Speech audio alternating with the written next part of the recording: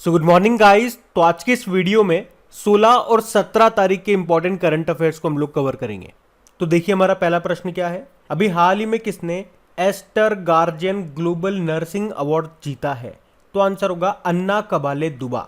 तो मार्साबेट county referral अस्पताल में तैनात केन्याई नर्स हैं ये, जिनका नाम है अन्ना कबाले दुबा, जिन्होंने अपने समुदाय में महिला जननांग विकृति जैसी पुरानी सांस्कृतिक प्रथाओं के खिलाफ शिक्षा का समर्थन करने और अभियान चलाने के लिए Aster Guardian Global Nursing Award जीता है। ये जो दुबा है, इनको दुबई में दुबा को दुबई में आयोजित एक समारोह में अमीरात के जो सीईओ हैं शेख अहमद बिन सईद अल मखतूम, इन्होंने पुरस्कार राशि के रूप में $2.5 लाख से सम्मानित किया है।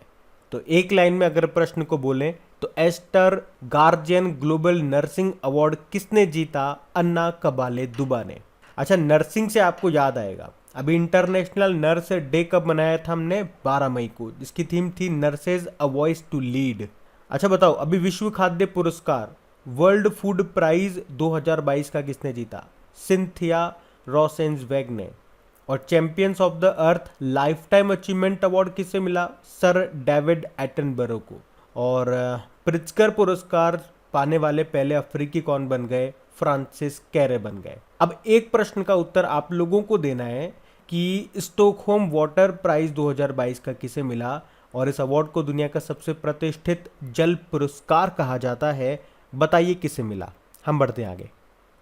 अच्छा फिर बताइए, अभी हाल ही में किसने इटालियन ओपन 2022 में पुरुष एकल का खिताब जीत लिया? तो आंसर होगा नोवाक जोकोविच। नोवाक जोकोविच ये सर्बिया के टेनिस प्लेयर हैं और अभी इन्होंने जीत लिया है इटालियन ओपन 2022 के मेन सिंगल टाइटल को।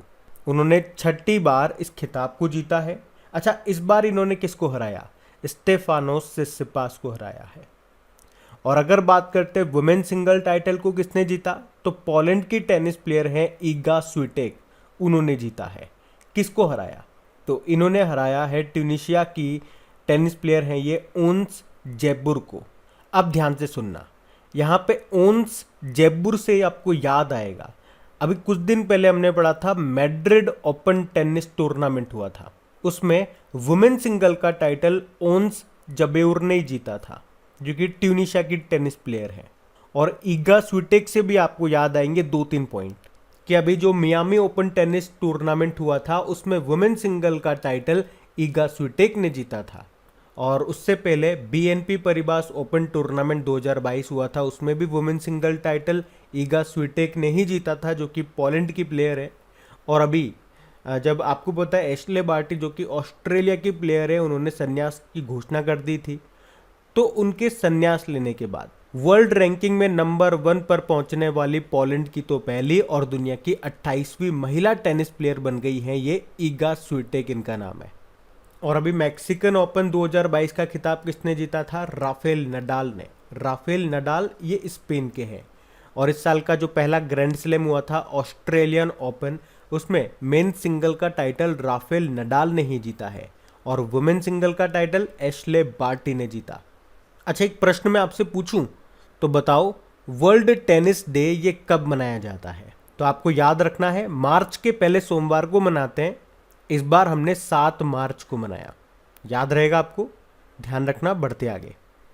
फिर बताइए, अभी हाल ही में अंतर्राष्ट्रीय परिवार दिवस कब मनाया गया? तो आंसर होगा 15 मई को। तो ये जो दिन है ये परिवारों से संबंधित मुद्दों के बारे में जागरूकता फैलाने के लिए मनाया जाता है। और इस बार की थीम क्या है? परिवार और शहरीकरण, फैमिलीज एंड अर्बनाइजेशन। अच्छा, परिवार से रिलेटेड एक और डे आपको याद आता होगा। अगर आप लोग डेली हमारे करंट अफेयर्स का रिवीजन वाला वीडियो देखते होंगे जहां पे हम डेली 10 इंपॉर्टेंट डेज को भी रिवाइज करते हैं, तो वहां पे भी मैं आपको कई बार बता चुका हूं ये चीज़ कि परिवार जब भी बात आती है 2 डे आपको याद रखने। तो ये हमने पढ़ा अंतर्राष्ट्रीय परिवार दिवस, और एक होता है अंतर्राष्ट्रीय परिवार प्रेक्षण दिवस, जिसे बोलेंगे इंग्लिश में international day of family remittance. चलो, मेरा यही आपसे प्रश्न हो जाता है कि बताओ ये डे कब मनाते हैं, अंतर्राष्ट्रीय परिवार प्रेक्षण दिवस?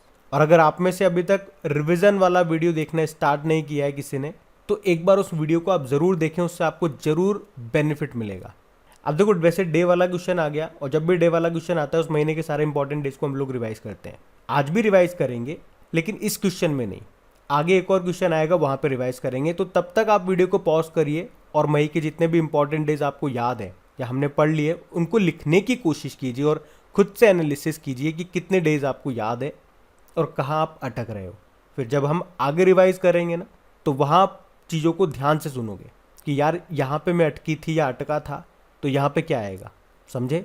अभी हम बढ़ते आगे। अच्छा, ये भी इंपॉर्टेंट क्वेश्चन है, इंपॉर्टेंट लगा लेना, इसे आएगा ये। बताओ कि किसने थॉमस कप 2022 को जीत लिया। तो आंसर होगा भारत ने। अच्छा, पहला प्रश्न तो यही बन जाएगा कि थॉमस कप का संबंध किस खेल से है, तो बैडमिंटन से, और भारत ने इसे पहली बार जीता है, इसीलिए ये प्रश्न मोस्ट इंपॉर्टेंट हो जाता है। और भारत ने किसको हराया, तो 14 बार की वर्ल्ड चैंपियन इंडोनेशिया को हराया है। अच्छा, वैसे ये हुआ कहाँ पे था, थाईलैंड की कैपिटल बैंकॉक में। ये इसका 32वां संस्करण था। अच्छा देखो, कई बार इस तरह के प्रश्न एग्जाम में पूछ लिए जाते हैं कि खिलाड़ियों के नाम दे देंगे आपको, प्लेयर्स के नाम दे देंगे और पूछेंगे इनका संबंध किस खेल से है। तो 4 नाम मैं आपको बता रहा हूँ, लक्ष्य सेन, किदाम्बी श्रीकांत, चिराग शेट्टी और सात्विक साईराज। इनका अगर नाम आ जाता है एग्जाम में तो याद रखना है इनका संबंध है बैडमिंटन से। और मैं इन्हीं के नाम आपको क्यों बता रहा हूँ कि जो थॉमस कप हुआ इसमें ये लोग खेले थे और ये जीत करके आए।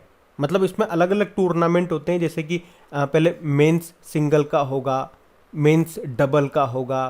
तो जो लक्ष्य सेन है और जो किदाम्बी श्रीकांत है, इन्होंने मेंस सिंगल के टाइटल को जीता।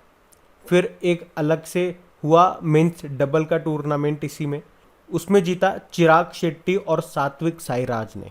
तो ये जीते टूर्नामेंट, तो इसीलिए हम थॉमस कप को जीत पाए। तो इनके नाम न्यूज़ में हैं, इनको ध्यान रखना। अच्छा, ये तो हम लोग बात कर रहे हैं थॉमस कप, ये जो 2022 का है। अगर एग्जाम में आपसे पूछ लिया जाए कि 2021 का थॉमस कप किसने जीता था, तो उसको इंडोनेशिया ने जीता था। और अब से सबसे ज़्यादा बार जो जीतने वाली टीम है वो इंडोनेशिया, ये मैंने आपसे कहा 14 बार जीत चुकी है, उसको हराया है हमने। और एक उबेर कप भी होता है, थॉमस कप और उबेर कप, उसको जीता था 2021 की बात करें तो चाइना ने। और अभी हो गया है उबेर कप। और अभी हम बात करेंगे आगे, एक प्रश्न हम देखेंगे कि उबेर कप 2022 को किसने जीता। अगर आपको पता है कि किसने जीता तो कमेंट बॉक्स में टाइप करके बताओ। और यहाँ पे ध्यान रखना, देखो उबेर कप होता है ये महिलाओं का बैडमिंटन टूर्नामेंट है, और जो थॉमस कप होता है ये पुरुषों का बैडमिंटन टूर्नामेंट है, ये भी याद रखना। अच्छा, बैडमिंटन एशिया चैंपियनशिप 2022 अभी हुई थी ना, मनीला फिलीपींस में। वो 40th नंबर की थी, 40वां संस्करण था। उसमें हमारी जो बैडमिंटन प्लेयर है पीवी सिंधु, उन्होंने ब्रोंज मेडल जीता था। अच्छा, अभी भारतीय बैडमिंटन संघ के फिर से अध्यक्ष बन गए हैं हिमंत बिस्वा शर्मा, ये असम के मुख्यमंत्री भी हैं। और अभी स्विस ओपन का खिताब जीतने वाली दूसरी भारतीय महिला शटलर कौन बन गई है, पीवी सिंधु बन गई है। दूसरी क्यों बोला, क्योंकि इनसे पहले भी ये हम जीत चुके हैं। किसने जीता था, साइना नेहवाल ने 2011 में। और अभी जो टोक्यो ओलंपिक 2020 हुए थे उसमें पीवी सिंधु ने ब्रोंज मेडल जीता था। उसके अलावा अभी जो जर्मन ओपन 2022 हुए थे उसमें लक्ष्य सेन ने सिल्वर मेडल जीता था। और गोल्ड किसने जीता था, थाईलैंड के कुनलावुत ने जीता था। अच्छा, याद रखना 2026 में badminton world federation world championship को होस्ट करेगा भारत। अगर आपसे पूछा जाए कि सैयद मोदी इंडिया इंटरनेशनल में वुमेन सिंगल का टाइटल किसने जीता, तो पीवी सिंधु ने। अच्छा बताओ, भारत की पहली पैरा बैडमिंटन अकादमी कहाँ पे खुली है, लखनऊ में। और जब भी बैडमिंटन की बात आती है तो 2 पैरा बैडमिंटन प्लेयर के नाम ज़रूर याद रखने हैं, एक तो प्रमोद भगत का नाम और एक कृष्णा नागर का नाम। क्यों, क्योंकि अभी जो टोक्यो पैरालंपिक 2020 हुए थे उसमें इन दोनों ने गोल्ड जीता था। इसके अलावा एक सुहास यथिराज का नाम भी याद रख सकते हैं, इन्होंने सिल्वर जीता था। वैसे तो ये नोएडा के कलेक्टर हैं, इसलिए इनका नाम ध्यान रख सकते हो। और तस्नीम मीर 2022 में दुनिया के नंबर 1 जूनियर बैडमिंटन प्लेयर बन गई हैं, ये गुजरात की हैं। चलो आप लोग बताइए, बैडमिंटन वर्ल्ड फेडरेशन का हेडक्वार्टर कहाँ पर है, हम बढ़ेंगे आगे। अच्छा, ये भी इंपॉर्टेंट प्रश्न है कि अभी त्रिपुरा के नए मुख्यमंत्री कौन बन गए, तो आंसर होगा मणिक साह।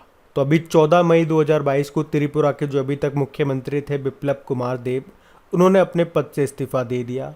तो अब बीजेपी ने डॉक्टर माणिक साहा को त्रिपुरा का नया सीएम बनाने का फैसला किया। वे त्रिपुरा बीजेपी के अध्यक्ष हैं और त्रिपुरा से ही राज्यसभा के सांसद भी हैं। वे त्रिपुरा क्रिकेट एसोसिएशन के अध्यक्ष भी हैं। माणिक साहा इनका नाम है। अच्छा बताओ पहले तो कि अभी हमारे नए चीफ इलेक्शन कमिश्नर, मुख्य चुनाव आयुक्त कौन बन गए? राजीव कुमार बन गए। और हमने ट्रिक से याद भी किया था कौन से नंबर के बने हैं, 25वें नंबर के। और प्रधानमंत्री नरेंद्र मोदी के सलाहकार बने अभी तरुण कपूर। और नीति आयोग के उपाध्यक्ष कौन बने? डॉक्टर सुमन के बेरी। लेकिन बात यहाँ पे त्रिपुरा की है, तो ये रहा मैप में त्रिपुरा। देखो त्रिपुरा की कैपिटल अगरतला है। नए मुख्यमंत्री बन गए माणिक साहा और गवर्नर कौन है?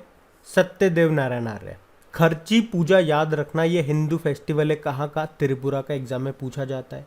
और त्रिपुरा में रुद्र सागर झील आपको मिलेगी जिसके बीच में नीर महल है। तो नीर महल उत्सव ये त्रिपुरा में मनाया जाता है। अभी गरिया पूजा फेस्टिवल ये भी यहीं पे मनाया गया था। और महाराजा वीर विक्रम एयरपोर्ट ये आपको अगरतला में ही मिलेगा।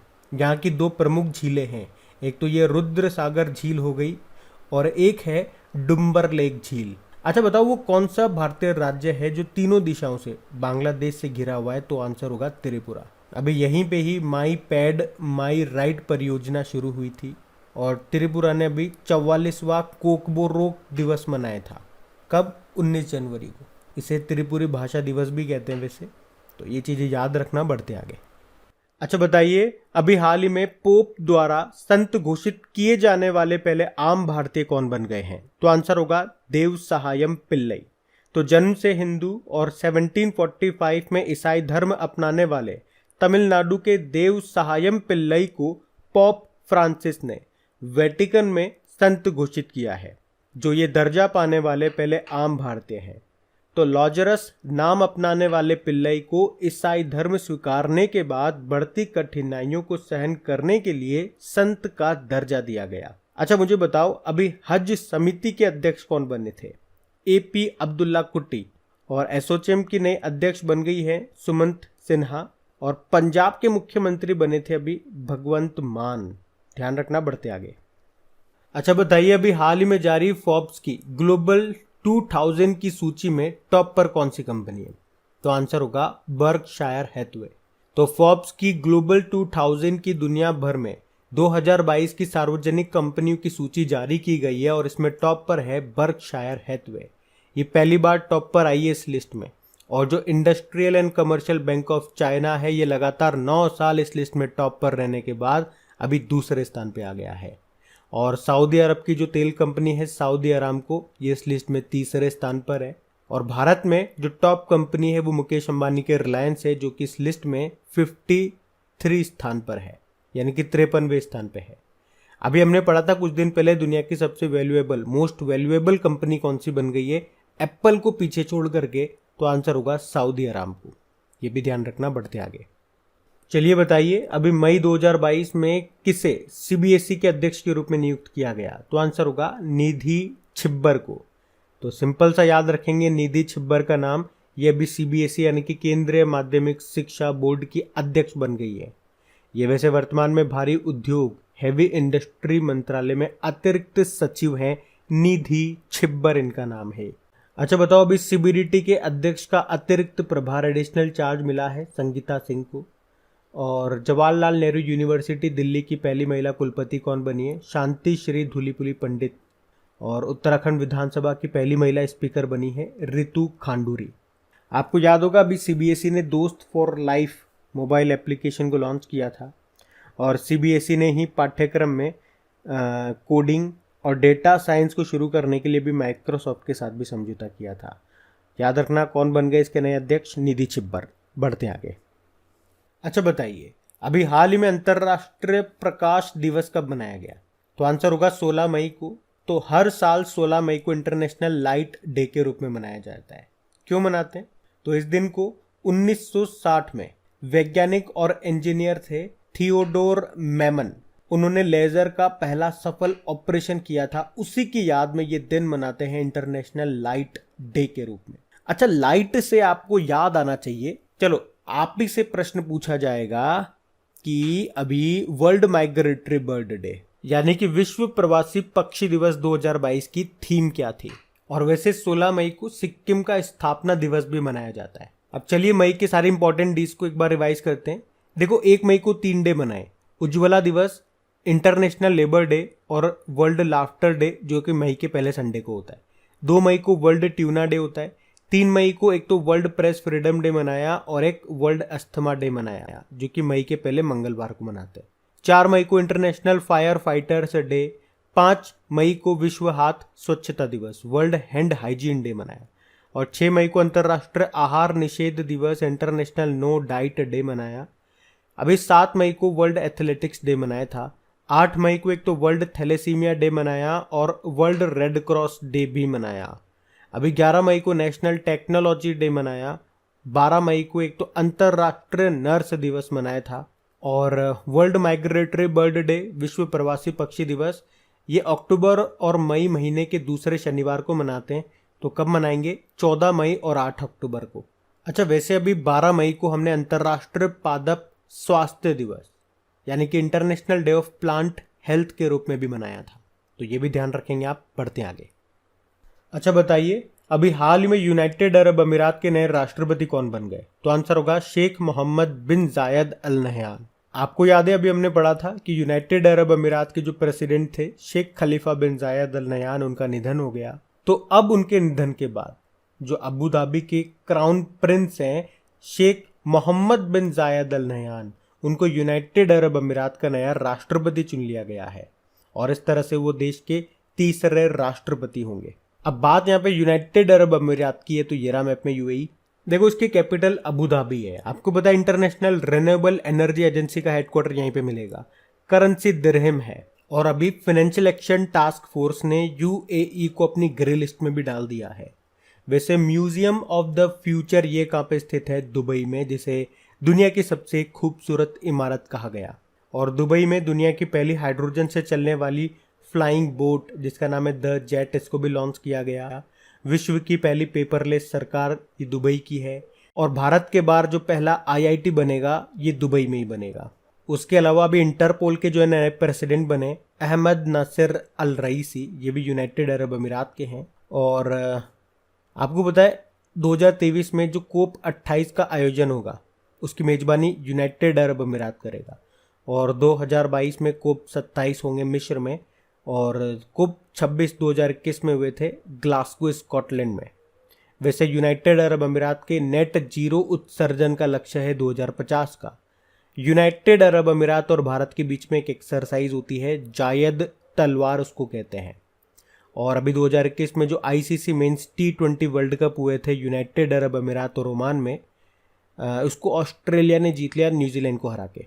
अच्छा, यूनाइटेड अरब अमीरात के मंगल मिशन का नाम क्या है? Hope mission. और ये एक अवार्ड भी देता है जिसे अरब वर्ल्ड का नोबेल पुरस्कार कहा जाता है। उसका नाम है शेख जायद बुक पुरस्कार। और ये पुरस्कार जीतने वाली पहली भारतीय महिला बनी थी डॉक्टर ताहिरा कुतुबुद्दीन। तो ये सब याद रखेगा। बढ़ते आगे। अच्छा बताइए, अभी हाल ही में किस देश के पूर्व क्रिकेटर एंड्रयू साइमन का निधन हो गया? तो आंसर होगा ऑस्ट्रेलिया। तो ऑस्ट्रेलिया के स्टार ऑलराउंडर थे ये एंड्रयू साइमन, जिनका अभी कार एक्सीडेंट में निधन हो गया। इनकी उम्र 46 ईयर थी। अच्छा, अभी आपको याद होगा 2-3 महीने पहले ही हमने पढ़ा था ऑस्ट्रेलिया के एक महान क्रिकेटर थे शेन वॉन, उनका भी अभी निधन हो गया था। और अब ये एंड्रयू साइमन का भी निधन हो गया। जिस तरह से हमने पढ़ा था कि शेन वॉन सबसे पहले जो आईपीएल हुए थे उसमें राजस्थान रॉयल के लिए खेले थे, उसी तरह से एंड्रयू साइमन भी खेल चुके हैं आईपीएल में। ये डेक्कन चार्जर्स और मुंबई इंडियंस के लिए खेल चुके हैं। अच्छा, मुझे आप लोग एक ऑस्ट्रेलियाई प्लेयर का नाम बताइए जिनका नाम अभी न्यूज़ में था और क्यों न्यूज़ में था, सुनिए। तो अभी T20 क्रिकेट में सबसे ज़्यादा अर्धशतक लगाने वाले विश्व के वो पहले बल्लेबाज बने थे। 89 अर्धशतक लगा करके रिकॉर्ड बनाया था उन्होंने। नाम आपको बताना है। और देखिए, जो मैं आप लोगों से प्रश्न पूछता हूँ, कुछ के तो उत्तर मैं आपको दे ही देता हूँ हाथों हाथ, और कुछ प्रश्न आप ही के लिए होते हैं होमवर्क वाले। तो अगर आपको वो आंसर नहीं आते ना, तो एक बार कमेंट बॉक्स जरूर से चेक करा करें। कुछ स्टूडेंट्स होते हैं बहुत अच्छा कमेंट लिखते हैं। अब आप कहोगे कि उन्होंने जो कमेंट लिखा है वो आपको कैसे पता लगेगा कि उनका आंसर सही है या गलत है? तो वैसे तो कुछ अच्छे स्टूडेंट्स भी होते हैं क्यों अच्छा बोल रहा हूँ कि अगर कोई स्टूडेंट कुछ गलत टाइप कर देता है या आंसर रॉन्ग कर देता है तो उसको वो कमेंट में जा कर के सही भी करा देते हैं कि भैया ये देखो ये इसका आंसर होगा, ये आपने गलत दिया है, या फिर उन्होंने जो आंसर दिया है उसी तरह के 2-3 आंसर आपको और मिल जाएंगे, तो आपको पता लग जाएगा कि हाँ यही वाला आंसर है, क्योंकि सबके आंसर सेम मिलेंगे आप। तो कमेंट बॉक्स से भी काफ़ी नॉलेज मिल सकती है अगर नॉलेज लेना चाहें तो ये ध्यान रखना। बढ़ते आगे। अच्छा बताइए, आगे देखो वो प्रश्न कि उबेर कप 2022 का खिताब किसने जीता। तो पहले तो ये याद रखना उबेर कप का संबंध किससे है, बैडमिंटन से है, महिलाओं का बैडमिंटन टूर्नामेंट है ये। और 2022 का खिताब साउथ कोरिया ने जीत लिया है।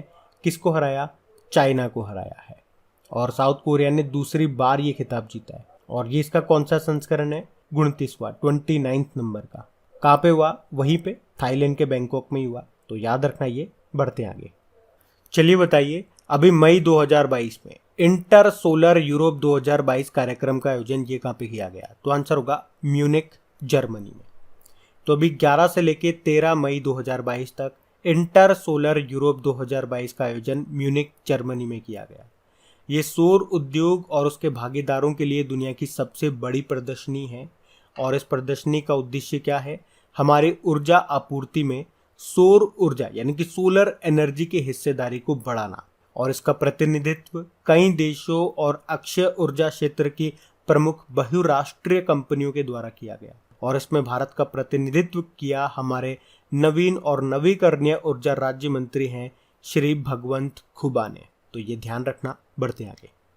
अच्छा बताइए, कलम वेबसाइट जिसे अभी हाल ही में लोकसभा अध्यक्ष जो हैं ओम बिरला उन्होंने लॉन्च किया है, इसका संबंध किस क्षेत्र से है, साहित्य से। तो लोकसभा अध्यक्ष ओम बिरला जी ने औपचारिक रूप से कलम वेबसाइट को भी लॉन्च किया है। ये स्थानीय साहित्य को समर्थन और प्रोत्साहित करने के लिए प्रभा खेतान फाउंडेशन की एक साहित्यिक पहल है। तो कलम पहल का उद्देश्य है हिंदी साहित्य को लोकप्रिय बनाना और अनुभवी और युवा लेखकों को उनके लेखन और स्थानीय साहित्य के बारे में बात करने के लिए एक मंच प्रदान करना। तो अभी हम लोग बात करेंगे कल के वीडियो में पूछे गए प्रश्न के उत्तर की। अच्छा, कल तो वीडियो अपलोड हुआ नहीं था, तो परसों वाला प्रश्न देखेंगे हम कि परसों आपसे क्या पूछा था कि अभी भारत के नए मुख्य चुनाव आयुक्त चीफ इलेक्शन कमिश्नर कौन बन गए। तो आंसर होगा राजीव कुमार। आप सभी ने प्रश्न का बिल्कुल सही उत्तर दिया है। और गाइस, अगर सेशन अच्छा लगे तो प्लीज इसे लाइक करके शेयर जरूर कीजिएगा। और हाँ, इन सभी क्वेश्चन का क्विज बना करके अपलोड कर दिया गया है आपकी क्रेक एग्जाम एप्लीकेशन पे, वहीं पे इनकी PDF भी आपको मिल जाएगी। तो क्रेक एग्जाम एप्लीकेशन का लिंक आपको नीचे डिस्क्रिप्शन में मिल जाएगा। अब ये रहा आज का आपका होमवर्क प्रश्न।